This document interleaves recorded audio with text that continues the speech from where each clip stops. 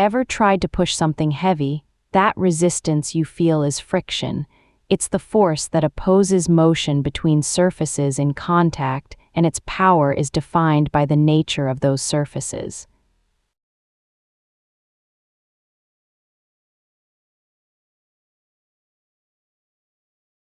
The materials involved are everything.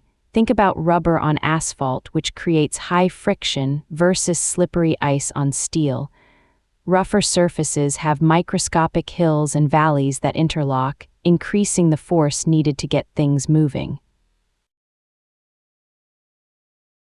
There are two main types of friction.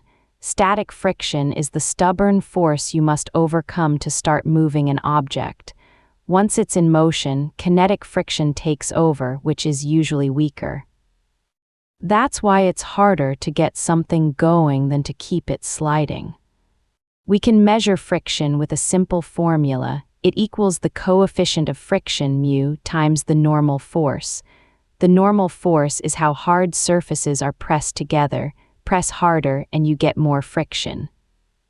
It's a direct relationship.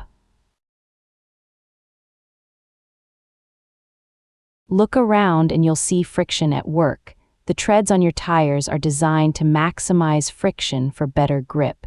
And in your car's brakes, high-friction materials are essential to safely bring you to a stop. Surface design is key to performance and safety.